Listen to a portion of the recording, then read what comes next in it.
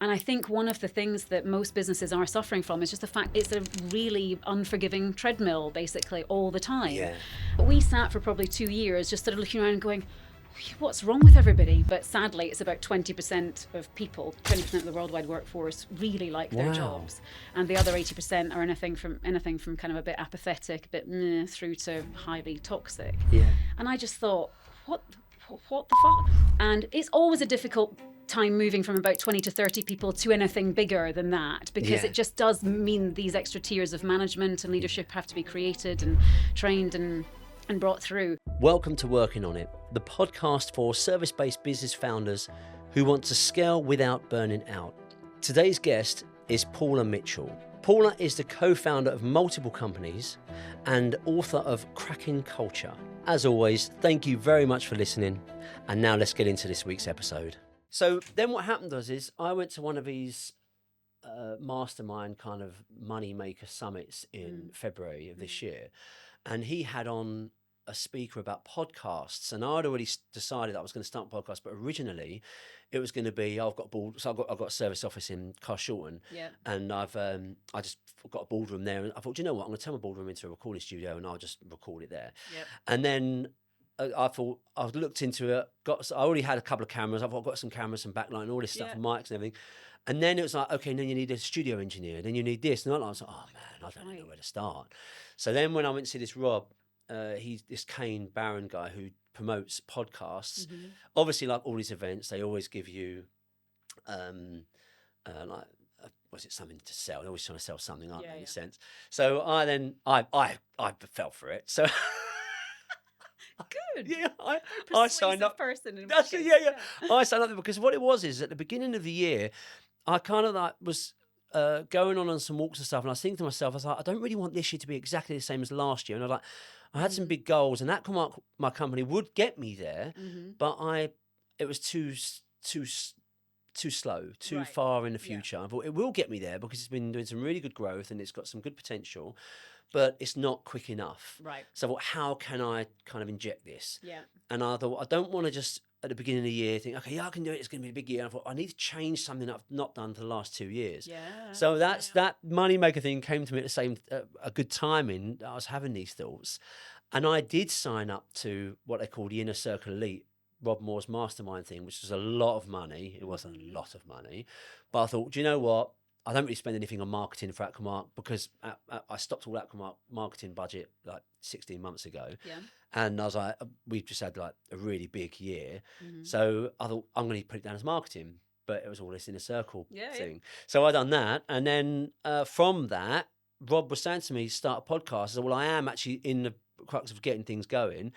And he was like, okay. And he said, do this, do that. And I was like, okay, now you've opened a can of worms. Because then you get sponsored, then you start earning money. I was like, I never even thought about money. I just want it for the content. You know what I mean?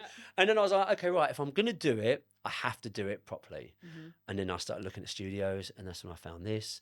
And that's kind of like how it all got started. So what started off as a small, okay, I'll just do some videos and I'll help some people. Now it's like, it's actually got its own company now. It's like, do you know what I mean? It's like, do you know, and I love that.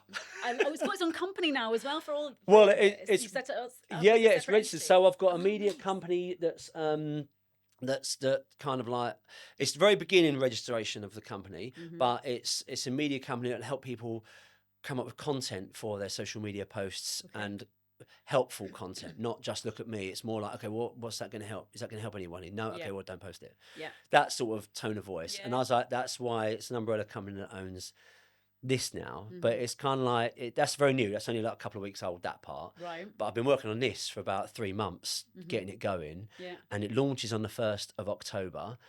And I've paid more money for this other media company, Rob's company, to promote it and then kind of get it up the charts and on Spotify, Apple Music and all this stuff and YouTube and so on. And it was just a can of worms. I was like, what started off with zero cost, just a camera and some mics I already had, has now ended up costing me thousands of pounds and nothing's even come of it yet, you know? Do you know, I was having this very same thought yesterday because we were just creating... I was always thinking about things that I wanted to give to people after one of our workshops as well. Because it's more a way of kind of making the content stick for people and kind of being able to revisit easily. And we've got a couple of other things that we did already. And so I've just said that we wanted to make a kind of deck of cards, basically, with kind of key principles or kind of quotes or messages or good questions or any of the sort of things that delve in around the content. And there was me on PowerPoint yesterday, like typing things up and just thinking exactly that. I was like, this is going to be one of those things that you start off in your room by yourself, typing away, going, is this shit? Is it decent? That's it it. all right? Yeah. Will I put that in? Will that make the cut? And then in, a month's time, it's probably produced and it's all going out there and whatever. And I love that it just starts in this tiny moment of you by yourself going, what about? Yeah, that's it. Yeah, and then fannying around on PowerPoint. For yeah, that's it. And all of a sudden, it turns into something. Dusting off my camera, wondering if this would be good enough. And I'm sure it still works. I'll put it on a tripod. I've got a green screen. If ever you downscale again, okay. I'll lend you my green screen. I've got an extra mic. Oh, really? Just put whatever we want behind it. No problem. But it's funny, isn't it? How these little things kind of just start from this little seed or thought. Yeah. And then it just kind of goes on from there. But my total goal is to not get hooked on the money side of things. Yeah.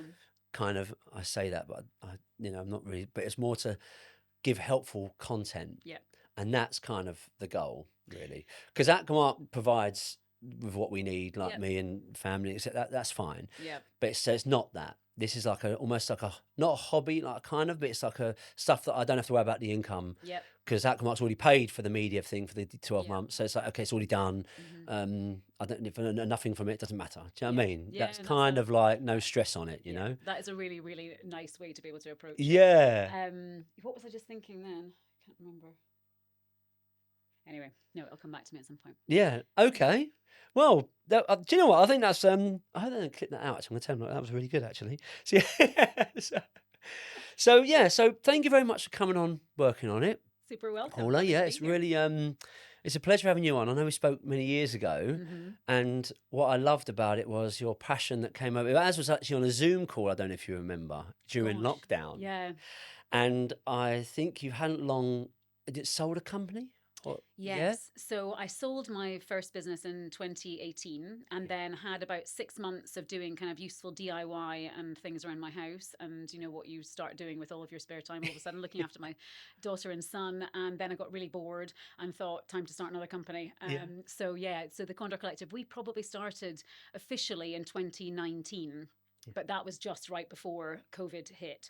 And so we took a bit of a hiatus, myself and my business partner, sort of put it on ice for about 6 months, but just built a lot of it while times were a bit quiet for us all during that period. And then, we probably met in 2021 or 2022 or something like that. So we would have been about a year or two into it a bit more fully by then. Yeah, that's it. And so I've always thought, okay, right, I've got to wait for the right moment and then kind of get you on. But it was almost like, because I love the sort of the passion and the drive, everything that came through that Zoom meeting from you. And that's what I really connected with, because I like to think that I'm kind of similar. You have some energy for sure. Yeah. Maybe. And that's why I really wanted to get you on. But let's go right back. So what got you started into, is it granite? So I'm by background a failed lawyer turned kind of recruitment consultant, then entrepreneur, and now into authoring and speaking in this new business venture. So I was at uni doing law in Edinburgh, and I was basically shit at it. So decided that, and it was also quite dull. So just thought, that's not for me. I was also very bored of studying by that point, so really wanted to get into a job.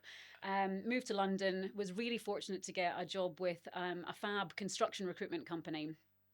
Who trained me up and worked with them for 6-7 years, and then started Granite in 2008. And it was just a really lovely, actually turned out to be quite fast growing business. We were doing construction recruitment again, lovely kind of technical training and really good quality service for our clients and things. So just exactly what we kind of loved and wanted it to be. And the company grew in the first sort of 4 years to about 60 people. So quite rapid growth, but it was coming out of that first recession in 2008, sorry. Yeah. And so I guess we had nothing to lose. And so everything was just sort of going forward as the economy was going forward in that period too. We grew to 60 people, and during that time did lots of things, growing office moves, training people, moving management through. And we, interestingly, what kind of has ended up being a big passion project around people and culture was, of course, very much kind of shaped during that period. Myself and my business partner were leading this company, growing beautifully, and we had an amazing culture.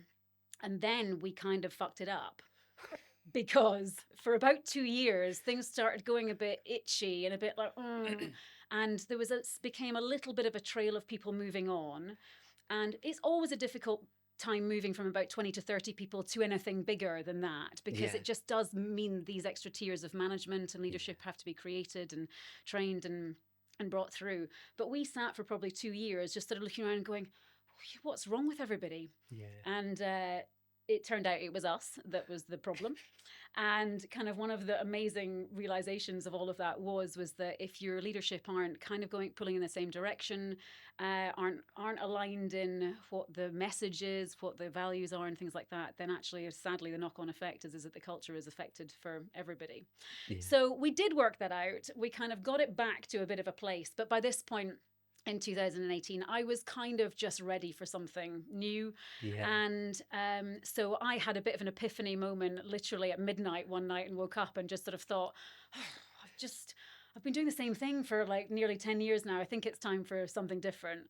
So sold the company over about 6 months and then had this kind of hiatus moment, did tiny bits of consultancy for other recruitment firms and things like that, and was just sort of waiting for a kind of, strike by lightning kind of that's moment. It. But to be honest, it was already there anyway. I started writing a book about recruitment, which again, I think was going to be the most boring book ever. And I suddenly realized after about 3 months that nobody was going to read that. It was kind of like a handbook for recruitment consultants. So anyway, but during the course of researching that, thinking about it, I stumbled upon a statistic, which is a Gallup statistic that they run every year about worldwide engagement. So how much do people in the world like their jobs? And it's not much different now, sort of 6-7 years on, but sadly it's about 20% of people, 20% of the worldwide workforce really like their jobs. And the other 80% are anything from kind of a bit apathetic, a bit meh, through to highly toxic. And I just thought, what the fuck? Like, how can that be that we spend so much of our time in work and it can be so poor for so many people? So that then actually spurred into ditching the recruitment book and moving it much more into management, leadership, people, culture, and looking at all of the ways in which we all, leadership or management or team members, all shape this experience that we have in the workplace. And lots of stuff around workplace psychology. I love that shit. It's just so unbelievably amazing to actually work out how the mind works. Bits of neuroscience and behavioral economics, these sort of really rich topics were actually the things that helped do a bit of a post-mortem on the Granite experience. And just work out, we did some stuff really well and take that forward, and where did we go wrong and what was that all about, so that now we actually put loads of that research, work, techniques, all of that kind of consultancy stuff into practice with other businesses, so again they can have the opportunity to learn from that experience that we had firsthand, or that I had firsthand in particular at Granite, in this really fluctuating culture, but then marrying that with a kind of academic kind of approach to the subject of people and culture and leadership as well. So wow, I mean that's loads. Yeah. No, but so a couple of things that struck me: 1, company culture; 2, toxic; and 3, that you started up 2 businesses in what would you consider to be an economic downturn. Yes, good observation. So it's almost like you've got nothing to lose, as you said. Because, it's already crap out there anyway. Let's just give it a go. So that's amazing. But it was certainly that case in 2008. That's determination, that is. Well, I think it was fortunate. I think lots of things about timing are always to do with the kind of luck of the draw, aren't they? But I kind of knew that we were going to start our own business, and so had been saving for quite a long time before starting Granite, and getting myself into a financially sound position to be able to just throw it out, because if we didn't earn anything for the first easily year and a half or so, or like the business was, but you didn't pay yourself anything until it was in a good position.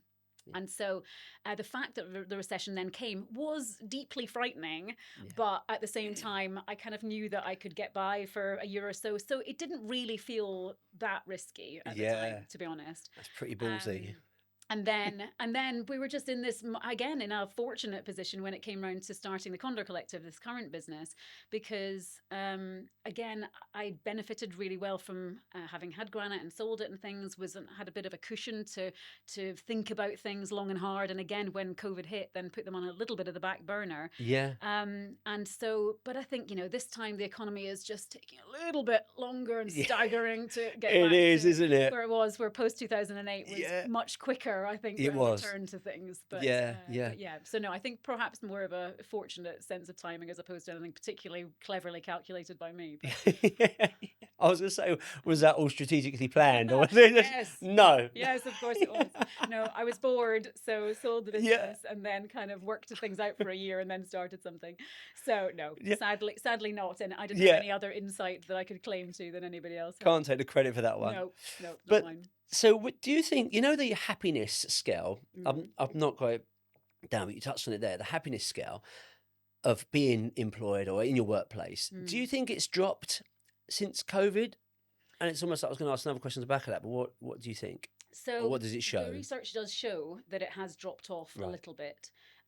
Of course, the big data, the Gallup data is worldwide, and so it's taking into account lots and any job, any environment, any culture, etc.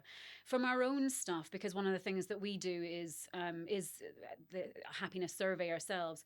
We only started that post COVID, and so what we have seen just since then is a strong indicator to say that things are creeping forward again. One of the major topics that still is kicking about for people is working from home and this flexible working.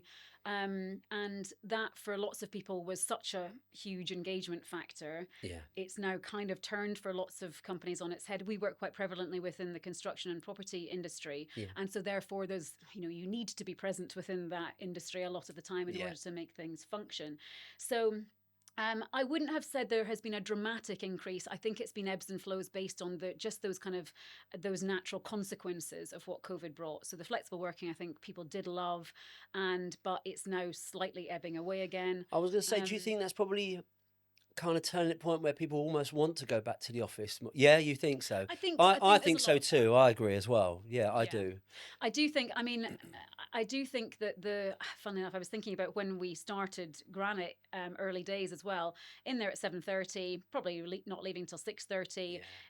All the trainees that we brought in, these 18-year-olds particularly, and trained them up and things, and we're all there for, kind of 10, 11 hours every day, sticking each other really hardcore, everyone on the phones and all this sort of kind of like a nice version of boiler room kind of environment. Yeah. And now, I'm at a different phase of life. My situation has changed completely. But the idea of going through that again, even as a kind of 18, 19, 20-year-old, does feel quite daunting. Yeah. And don't get me wrong, I think that the best training environment is when you are all sitting near to each other. And I think that we've got to be very careful that we don't lose out on a lot of the training level jobs being as good as they can be, because we are a little bit more dispersed as a workforce. But a bit more balance to that, I think, would be very valuable. Definitely. Rather than 11-hour shifts and things. It's just we know, and generation are telling us that that's not what they want, and it seems fair enough. I think it's a different way to live things. And I think that's a fair point as well, because even myself, I'm sort of like similar to you, where you literally just like graft non-stop. 5 a.m. till 6, 7 at night. That was literally how I started. Yeah. But then you think nowadays it's not like that, and it's so rare to find that. But I don't think that's a good thing. As in, I think to have that balance is much better anyway. But do you think that it's probably a deep question, but do you think that perhaps the delayed recovery of, like you say, the economy since 2008 is anything to do with that? Perhaps unhappy? Do you think it's all connected, like unhappiness, the balance, companies trying to find that balance, in which case giving that satisfaction to the employees, creating that culture, because things have changed so very much since lockdown, say, because there's also more awareness of so much. Yep. Any topic now has 10, 20, 100 times more information available now since lockdown. And I think that's probably made people more aware of various things, good or bad, whatever it is. But I think perhaps it's not as focused, perhaps, or driven, or companies, leaders might not even have caught up to this new way. What do you think? I mean, one of again the things that I really realized having sold Granite and had a chance to think about things for a few years afterwards was just that you don't have any time to do that when you're in a business, or again you need to be very deliberate about making time to actually think about things and the changes that are going on in order to make some kind of slightly more informed decisions about it. And I think one of the things that most businesses are suffering from is just the fact that it's a really unforgiving treadmill basically all the time. We work with a couple of companies at the moment who are so in the thick of things, they just cannot get their head above water to look and assess and reflect, and therefore decide how they might want to adapt with the changing culture and what the emerging workforces do want more of and things. And so I think that's the main challenge, is that we've got ourselves to this kind of never-ending cycle and of doing things. That if we actually did have a little bit more of a chance to or again carved out those moments to stop and reflect and think about it, then I think that people and culture would be in a better place, because I think it needs that. The change is so much and so often, and all of these external factors as well as all of the internal factors that any business has got, then you just need to take stock a little bit from time to time. But I think that idea for lots of leaders is just blowing their minds as well, because the idea of not executing just basic tasks on a daily basis is just mind-blowing. It's really crazy, isn't it? Because I had something the other day, and these two girls, really good girls, they started up a High Rocks gym. And they asked me the other day, they said, "Oh, look, how do you manage this business and that?" Like I said, "Well, you have to have I said, "You're right in the thick of it at the moment. You're in the business. You need to be on the business." I said, just start by once every quarter, just have a day out. You both of you go away, not in the gym, away from the premises, and focus on what you actually want. And they're like, "Well, we actually want different things." I said, "Well, there you go. So you need to understand, do you have to split, or would the same path satisfy you both, get you both what you want?" And so it's just that sort of thing. But you're not going to do it if you're doing the day to day. You're just not going to have that time to reflect, as you say. And it's quite not worrying, but it's surprising the people don't quite understand the difference and the benefits of on the business. I think if you've never done it and you've always been on this constant execution, like you said, a treadmill, that's a good way. And that's exactly where I was, and so I can wholeheartedly see how difficult it is to extract yourself from that. Because I used to just be so task orientated that if you weren't doing something productive, then you weren't doing anything. I mean, you're lazy. Yeah, exactly. But it's interesting. I think quite famously, Bill Gates, I think, used to have, or a kind of week where he went and did a reading week. That's he right. took himself out of Microsoft, didn't he? Yeah, and just cans of Coca-Cola, somewhere. and that was it. Yeah, that was just it. Read 1,000 books, in a week. That's amazing. And that sort of thing is fabulous. My business partner gets very frustrated with me, actually, because in August, it's obviously high holiday season and things. And because quite a lot of the work that we deliver now is either strategic kind of meetings or facilitating things with leaders boards or whatever, or it's delivering workshops on a variety of content, mostly around emotional intelligence things. But anyway, people aren't there in August. So we deliberately kind of just say, there's no point in trying to do things when people aren't there and disrupting the cohorts that are on these programs. So we just don't do it. So I go on holiday for a couple of weeks. I then come back. And in that time, I've got basically a week and a half or 2 weeks of thinking things before we get going again. That's it. And so during this time, my business partner does a different kind of side of things to me. She's often building lots of tech products, again, for processes and things like performance management, as well as looking after our clients. And so she just gets, I think 5 to 6 Teams messages throughout the day. What about this? What about this? What do you think about this? And so I then kind of feel like I've offloaded it a bit, and I kind of track it on my to-do list and things. We're going to talk about this, but it's that I just sit there and read some weird stuff and just think about, where is this going to take us? And it's just any of that. It's just invigorating. Oh my God, like what you come back with after now in September is a bit of a bump, because you've suddenly just gone, it's like going to, you were mentioning before, going to different seminars and masterclasses and these sorts of things. I mean, I know it feels so itchy to sort of think, oh, I'll listen to something for half an hour, or I'll watch something, or I'll attend something for an hour or two. But by God, I challenge anyone to say they don't come out of that with thinking that they are like inspired. And that is not to be undersold. A leader coming out of something with a bit of vigor and freshness and inspiration is massive when it comes to translating that into culture and people's enjoyment of being there. That's funny you say that, because that kind of leads into a question that I have for you. So, do you think the company culture is created by the leader or the people itself? So to begin with, it's definitely the leader. Okay. And I would say that is true up until, I mean, that can be true all the way through. But I would say you start to get a movement in that when this is coming back probably to that point at which we were talking about before, when you're maybe at 35, 40 people and going forward. Because then, of course, you are starting to entrust the carrying on of the culture that has been established to that point and developing it well to another team of people who are coming in to take on the next sort of stewarding roles and management and leadership and things. So it's definitely the leader. I have, however, seen that when there's a difficult culture, I absolutely attest to the fact that any team member, or especially a group of team members who want to change things, can. So it doesn't have to come from the top down. Much easier if it does. Yeah.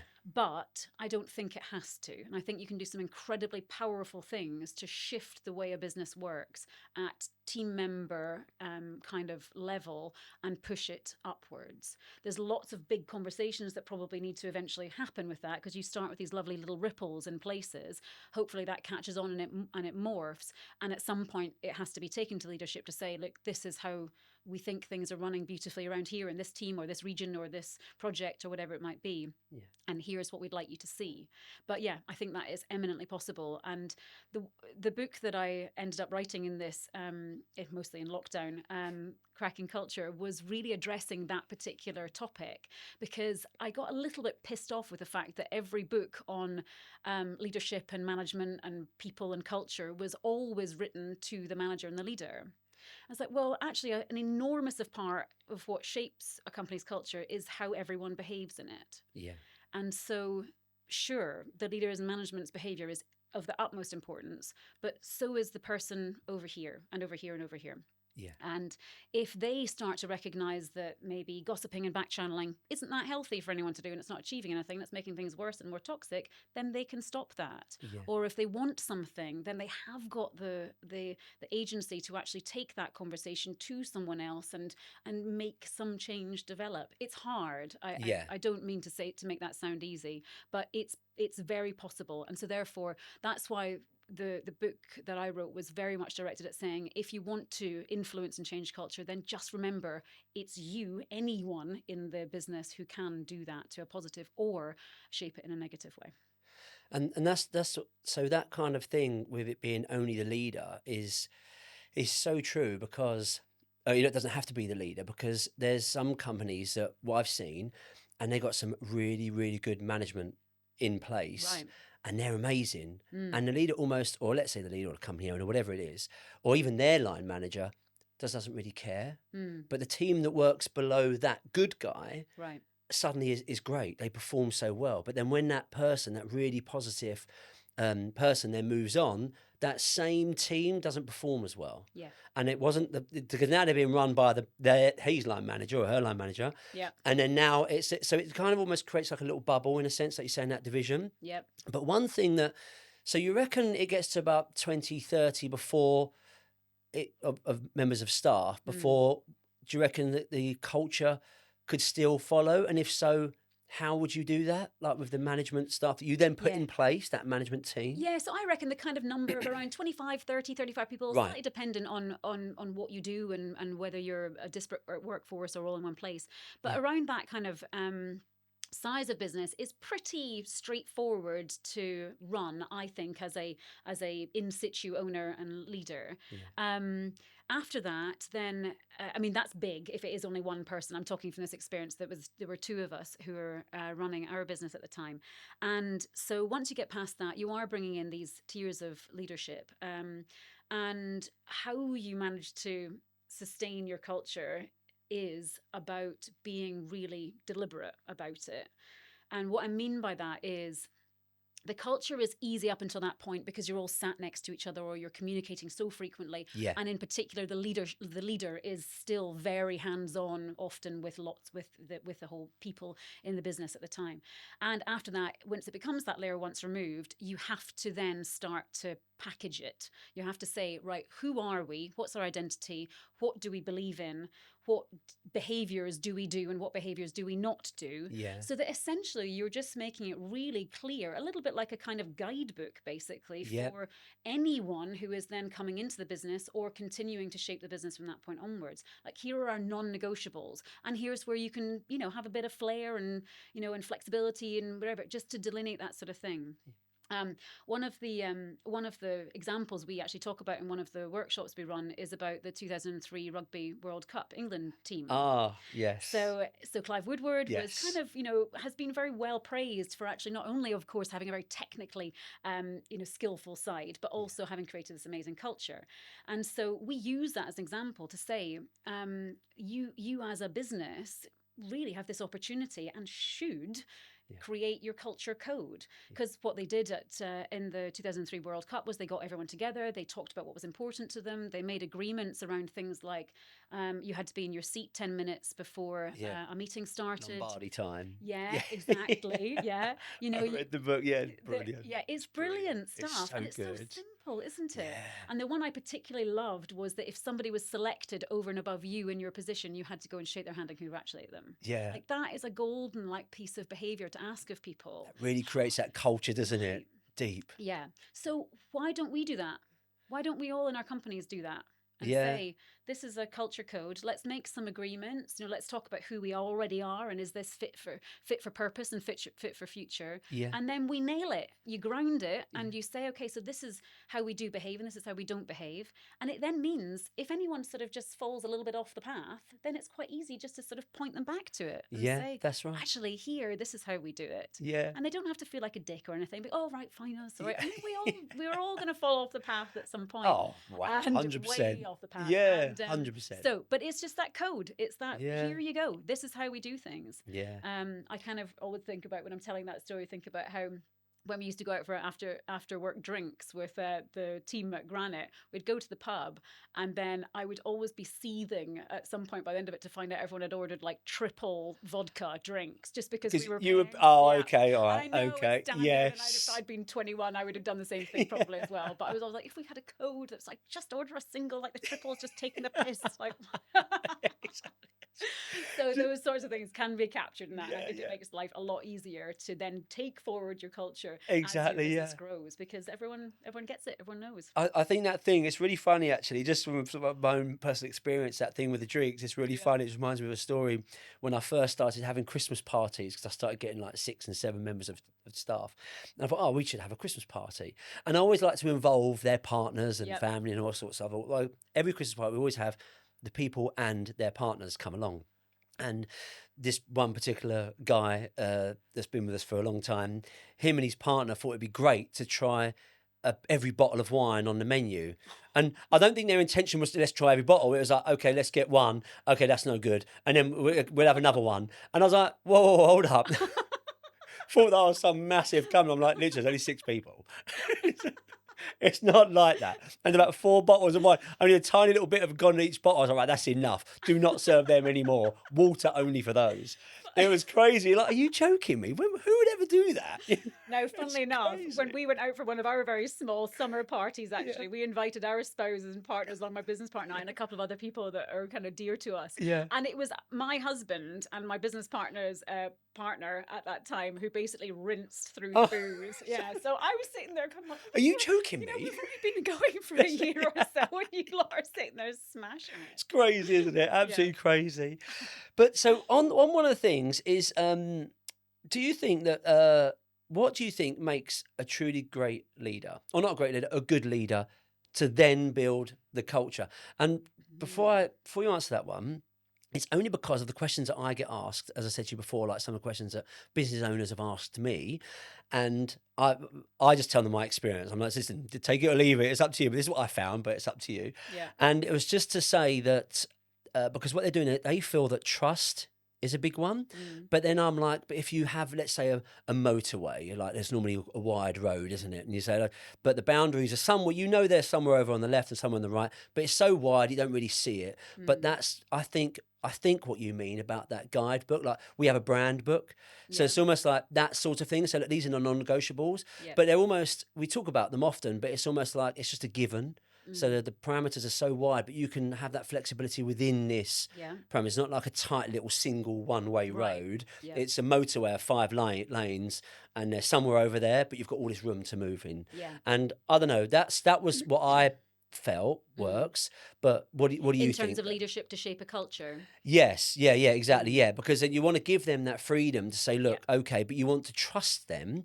Or I think with trust, like you're telling me wrong another way, but I think with trust, you've got to be, as a leader or as a company owner, whatever it is, you've got to lay your first hand, I think. Yeah. Or is that naive? Because I think that if I said, look, if I'm showing my trust in you, sometimes, yes, it might not work, but most of the time, in my experience, it does get reciprocated, and they do then think, okay, well, he's shown his hand. Yeah. I'll show mine, and so on, that sort of thing.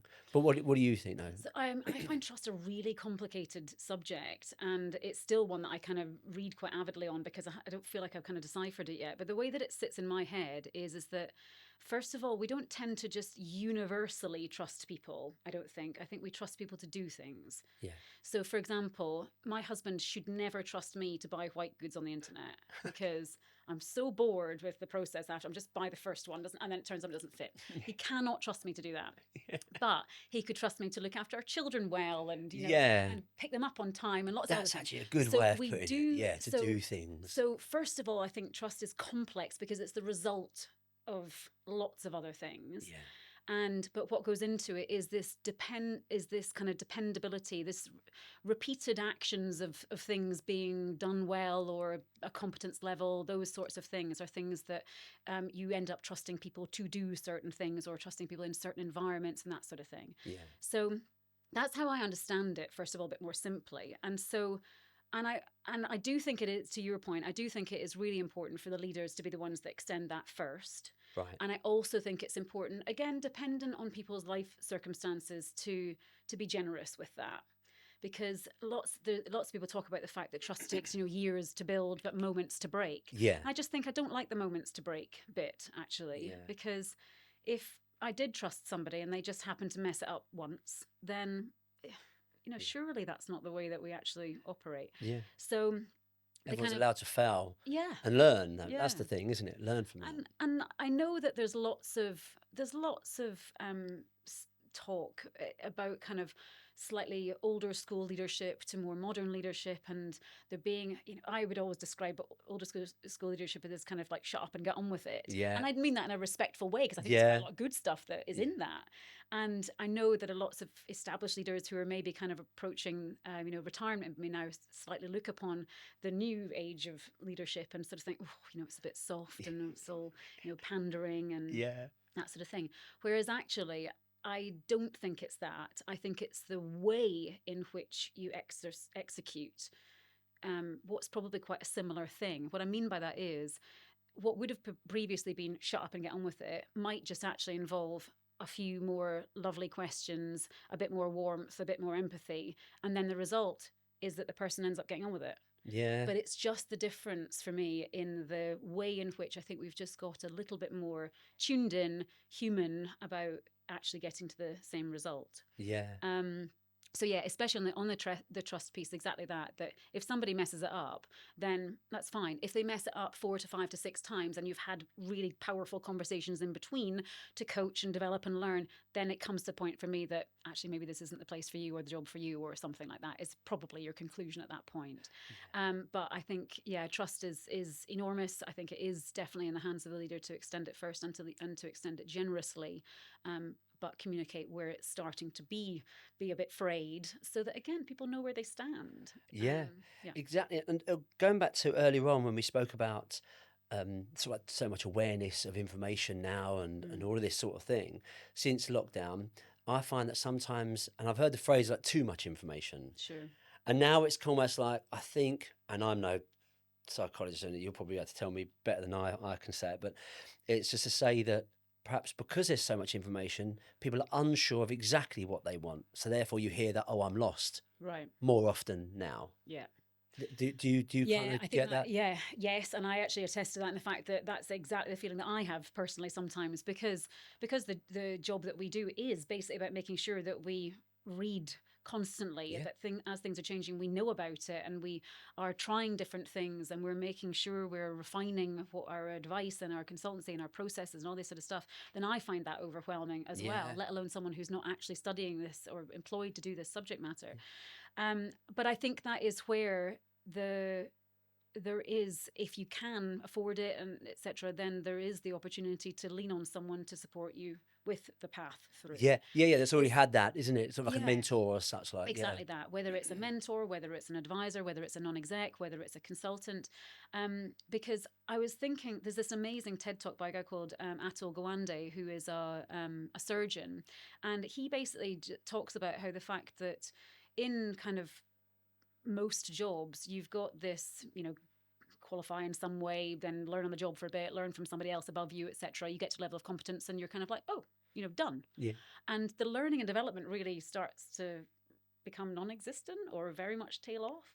Whereas I think it's much better to look at the way sport does it, which is you're never done. Yeah. You're never not being coached. You're never not got somebody who is really looking out for your progress and your development, who's sitting there and critiquing you and, and not only looking at you in a physical sense, but a mental sense and everything as well.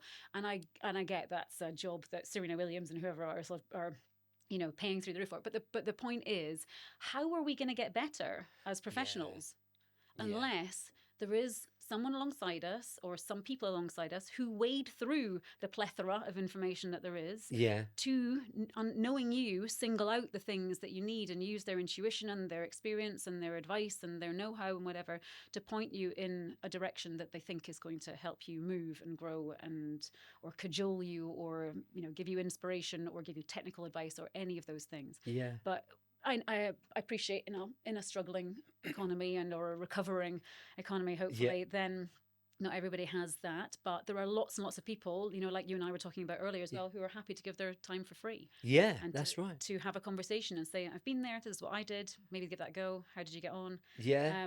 So in some sort of capacity, I think there's often people, and therefore accelerating through any challenges that you have or just getting through to a different level of learning, development and growth, I think is very possible. Yeah. If there's a time for it and find someone who has waded through a lot of what's out there. Yeah, definitely. And I think also with that personal development journey, you do find different levels, don't you? So it's almost like you might have a mentor that might take you to this level, and then you may think, okay, well, mentorship for me, I'm done with that now. As you said, I'm done, finished. But it's not that you're done. It's just that person that was mentoring you has brought you to that level, but now you need to find someone that takes you to the next level and the next level. And there's always that constant growth. And I think those that give up and think, do you know what, I'm done here now, I think we'll probably not grow much more, because it's like you say, it's so much easier when you've got somebody that's already walked that path for you and they're giving you their tips, and that's where obviously where books come in handy and so on. Now obviously we've got ChatGPT and stuff that tells us so much more in seconds, but it's just crazy. But it was it's quite funny how you mentioned about like mentors and sports teams, because I watched something on Sir Alex Ferguson a couple of months ago, and Gary Neville was interviewing him. It's an old video anyway, so it's nothing new. But it was an old video where he was interviewing him, and he said, how did you just keep us motivated? Like literally like our title after title after title. And he said, because it was that old Kipling thing, isn't it? If you can meet, what's it called? If you can triumph and disaster and treat both just the same. And it was exactly that, because it was like, okay, we lost, okay, fine, we'll review it, on to the next thing. And he goes, if we won, okay, fine, on to the next thing. It was literally like the same all the way through. So it's constant growth. Okay, you've done this, that's nice, hit that box, but how are we going to grow next time? And it was that constant growth thing. The other thing I think is really closely associated with that, particularly the kind of forgetting about the failures or the losses and moving on, was when Roger Federer did a speech at Stanford, I think it was, and he was talking about the fact that his statistics in his entire career were something like he won 53% of the points he's ever played in every single match. 53%. But he's been the world number one for however long and won so many majors and And so his whole point was that was achieved because he was able to double fault and then say, it's just a point. Carry on. Next one. Win or lose. Next one. Exactly. And the margins were so fine between at this level or whatever, looking at kind of what when you hit the spot and when you miss the spot, that he was just, it was about that mental capacity to just put those losses or those failures right behind you and carry on. And that only ended up with him being in that amazing position with 53% of the points won. Yeah, exactly. He's amazing. He's that Roger Federer. How he does it is crazy. But it is also quite cool to look at, actually. When he was a teenager, he was around the courts, smashing his racket and things as well. And this is where kind of that emotional regulation piece, we all learn it a bit as we go through, but it's very, very valuable in all of our lives, particularly when you're in a high performance arena like that, or a management job, to actually have to learn a bit more about it. Yeah, and but also having that awareness to be willing to constantly grow and to never kind of settle at the level. Like you say, it's like, do you remember like the old platform games years ago? Like when you sort of platform game? Platform. Like a Sonic or something like that. Right. As in, like, you'd get to the end and that's it, done. You'd beat the boss and that's the end of it. Yeah. But it was almost like, you completed that. Remember, it was all completed that, which I think the new games, I've not played for a while, but I think the new games, there is no end. It's kind of like you just constantly go. But it's kind of like that thing. Not that I'm a game nerd. I'm not. It was when I was younger. I used to have like a console. That was it. But it's but it was just like, almost that was in the end in sight. It was like finite. But now it's almost like, well, really, you shouldn't really look at life like that. It's like so much more to it regards growth and just constantly learning, and there'll always be someone better, there'll always be someone worse, but have your own journey and just focus on that and constantly grow. I think the constant growth piece, I think, is worth just defining a little bit more, because we do a lot of performance review and performance growth scheduling, conversations, training, and we've got a platform that does it for companies. And the one thing that you often hear is, I'm happy where I am. Absolutely cool.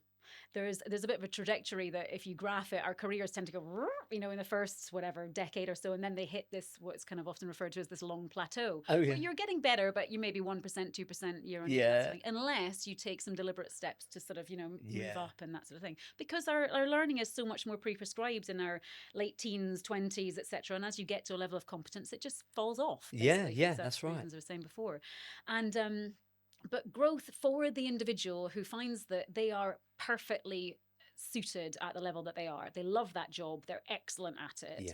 There just needs to be a different way of looking at growth, which is that it doesn't mean going up the ladder. It's not that necessarily. You can be an amazing site manager or foreman or project manager. You don't need to become the step above in order to grow. What we're saying is, for the stuff that you do really well, how or what angles could there be about exploring something around that you maybe don't know yet? You could do that even better. Or do you want to, learn to cook? Do you want to do pottery? Do you want because the one thing that I think we do forget, and I would go as far as to say the vast majority of people really, really get engagement and get happiness from mastery, from getting better at things. We generally all do, but because it's not as pre-prescribed, as we were saying, you have to go out looking for it a bit more, and you have to hopefully have somebody with you who's your line manager or a mentor who can help you shape what that growth might look like, even if it doesn't mean going up another rung. Or so where is the stuff around that you'll actually go, God, you know what, I'm better at that now than I was 6 months ago. That feels good.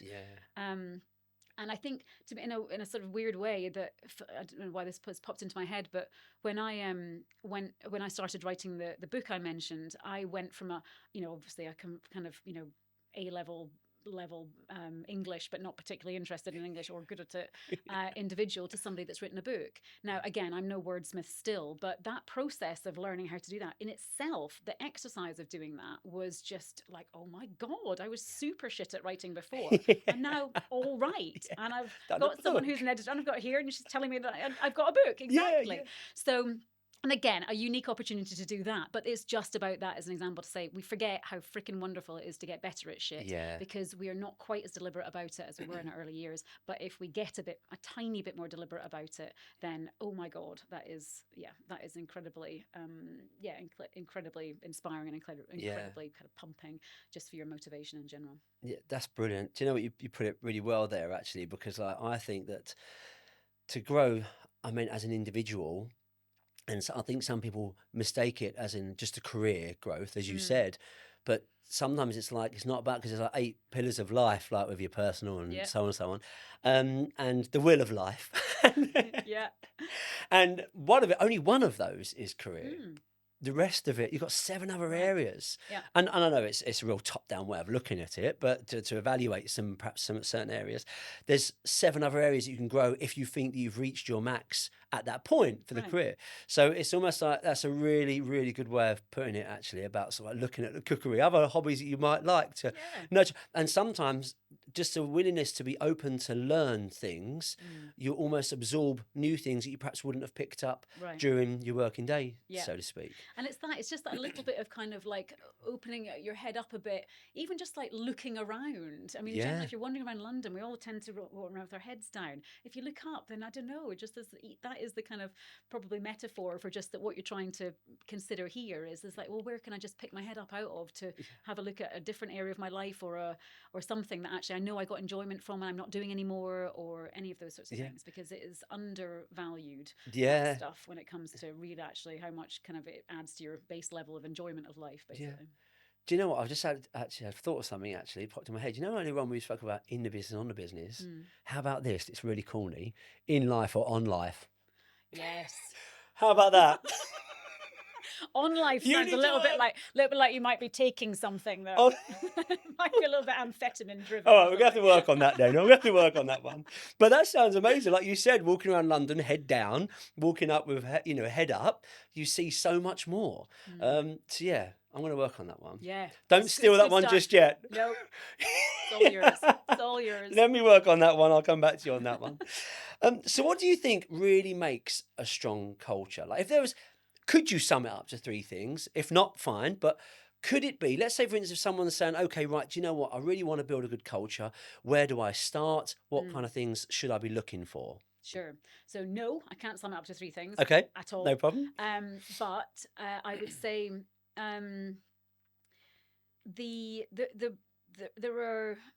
there are probably about 18 different areas of things that you can nudge, I would have said. That's how we kind of break it down, because you need to make a bit of a structure for something that's so amorphous like culture, basically, to be able to execute work and to be able to create understanding of it. So there's about 18 or so, and they're a mixture of leadership things, management things, behavioral things, and process things, basically. Right. So the simplest of those, I would guess, is the process stuff.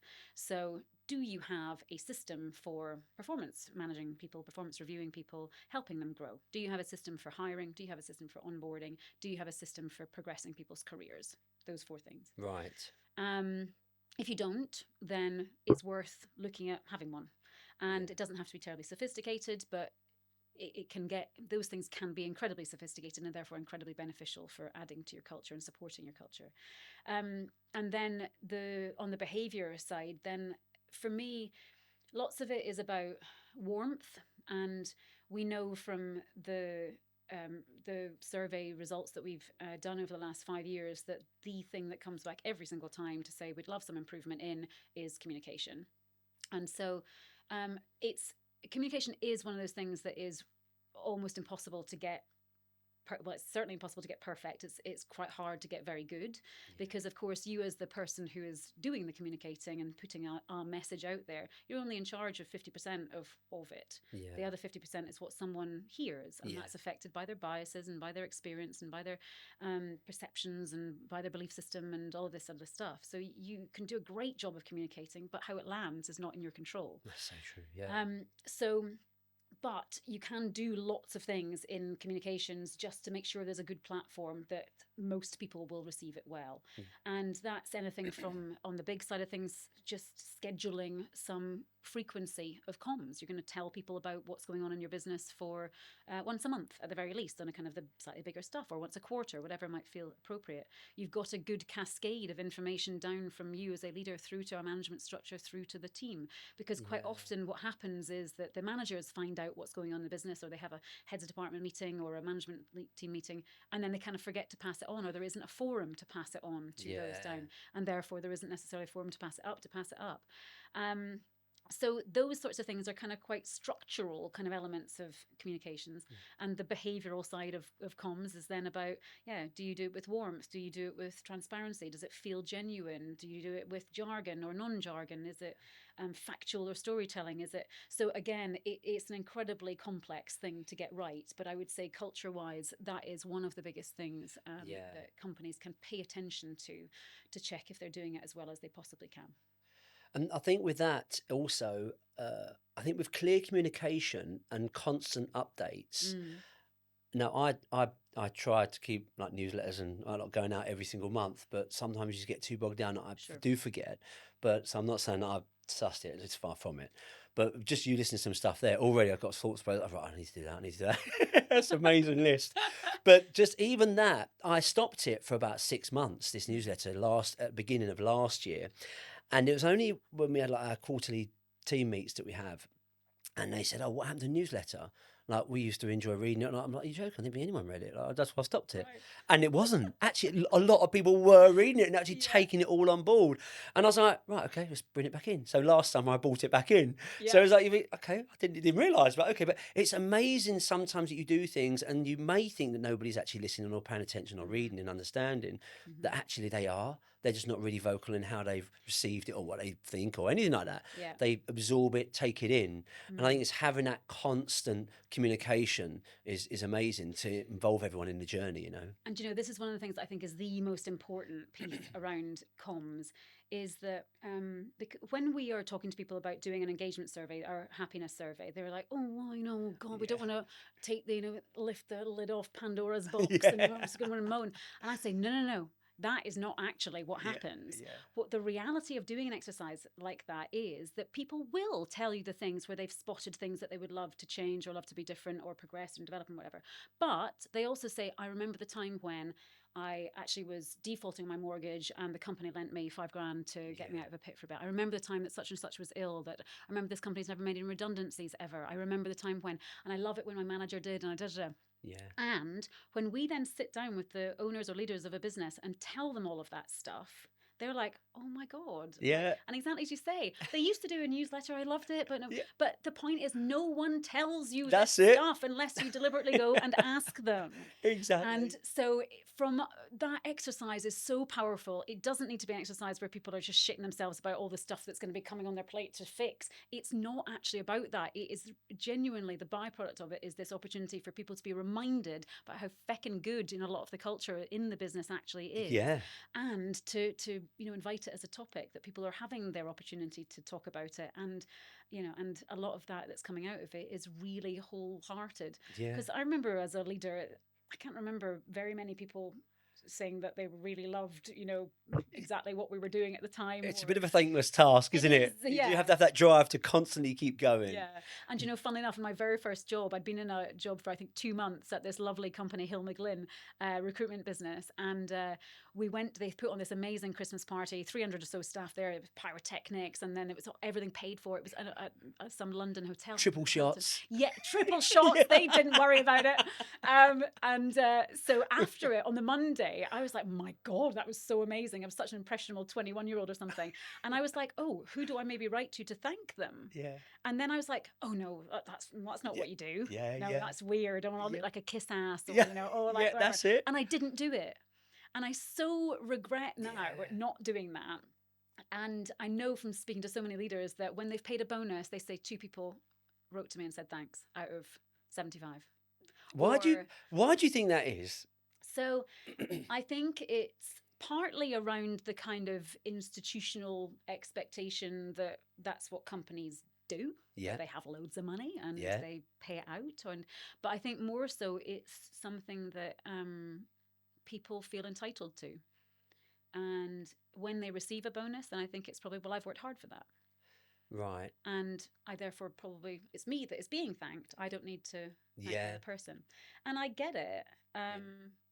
But when having been a business owner and knowing that actually what everybody is there for is to, you've got your job and your responsibilities and your basic salary and things, stuff that's on top of that, like triple shots and, a Christmas party that's amazing and a bonus, if that isn't a guaranteed thing or whatever, is coming out of the company's profits. And if those company profits weren't adding things back into the team and everything, then they would be going into the owner's back pocket. Yeah.